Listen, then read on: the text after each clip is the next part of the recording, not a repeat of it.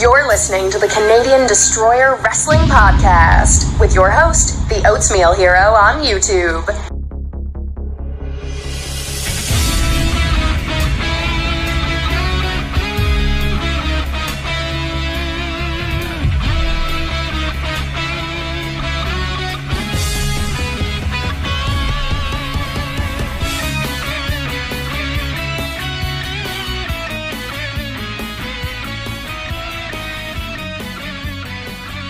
And welcome to another edition of the Canadian Destroyer Wrestling Podcast with your host, the Oatmeal Hero. I know I've been absent quite a bit. I did have a little bit of a cold and I was a little bit under the weather. And to be completely honest with you, the WWE wasn't really doing so much anyway. So it's not like you missed anything. Well, if you did, I'm pretty sure you catch a Raw rebound on YouTube and whatever, they sum it up in like a minute or so. That's basically what happened. But besides that, things have been interesting. I've been holding out and making sure that I was well for this particular podcast, just because I was anticipating the match between Shinsuke Nakamura and Finn Balor. Now, for those who don't know, this is the very first time they've ever fought in a WWE wrestling ring. These guys are no strangers to each other. They have fought numerous times with each other in New Japan Pro Wrestling. So this episode of NXT did start off with the return of the NXT champion Samoa Joe coming to the ring and trying to figure out why whoever wins the match between Nakamura and Balor will have a shot at his belt. He just wanted clarification. All of a sudden he was interrupted by Rhino, eyes him, sizes him up a little bit,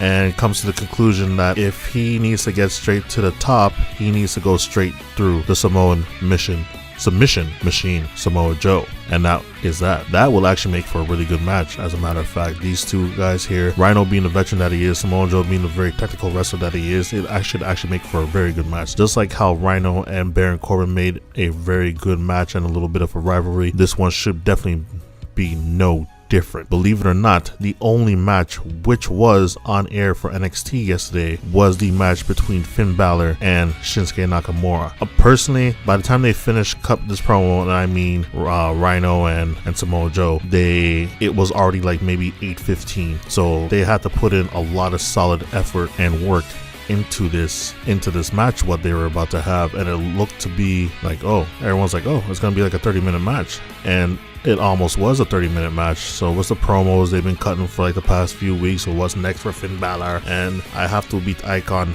I have to beat you, and so on and so forth. You know, they keep recapping that, and the introductions, the music played out a little bit longer than normal, than it typically does. But regardless, for those who were expecting a 5-star match, for those who were expecting a, I guess, quote-unquote slobber knocker, for those who were expecting a high-quality match, entertaining from start to finish, Sasha Banks Bayley match of the year type, Sami Zayn Nakamura type, fight forever type, you got it. It was very good from start to finish. Obviously a little bit of a slow start, sizing up one another, putting everybody through holes and such, and it actually did make up to be a very good match. It picked up pace very well after Balor two-sweeted Nakamura in the forehead, and that's when the match really started to ramp up. You did see that it was a well-balanced match. It wasn't completely one-sided where Balor played the antagonist and Nakamura played the protagonist. It was literally a 50-50 match. They both had their good shares of moves, what they did perform on one another. It was very well put together. It made for entertainment.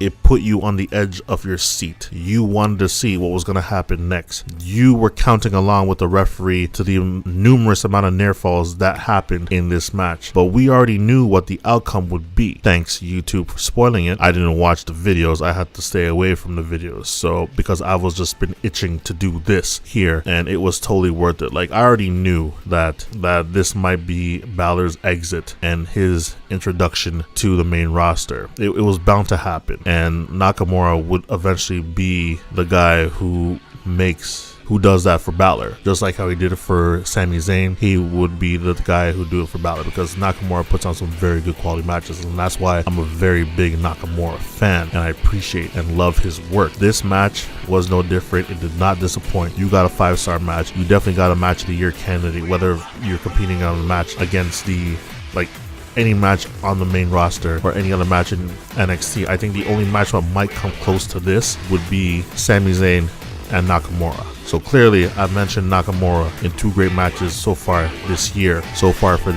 So this tells you the quality and caliber of the King of Strong Style brings to NXT and to the WWE. Having said that, Nakamura did beat Finn Balor. He did hit him with the Shinkasa knee or the Bumae knee, because that's what I know it as, because NJPW for life right here, and end up did get in the 3 count over Finn Balor. They paid his respects to one another. They bowed. Balor left, exited the ring, paid more respect and homage to Shinsuke. Shinsuke admired the fans and took everything in, because honestly, it was such a great match. It's such a great atmosphere. It was actually really, really good. You know what? Like I said, I could definitely watch that match over and over again, just like how I could watch the Sami Zayn Nakamura match over again, just like how I could definitely watch the Sasha Banks and Bayley match from NXT Brooklyn from last year over and over again. This is definitely by far probably one of the better matches produced by NXT. It's a shame that it was featured on just a normal episode of NXT, but I like how they did emphasize its importance by having a match on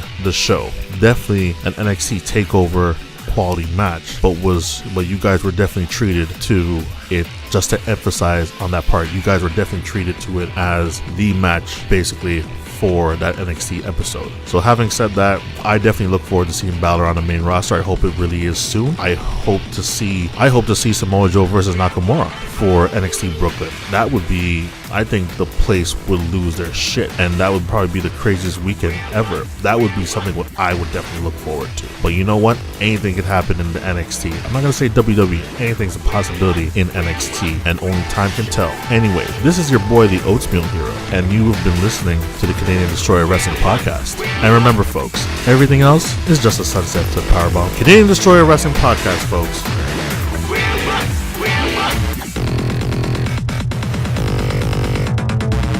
You're listening to the Canadian Destroyer Wrestling Podcast with your host, the Oatmeal Hero on YouTube.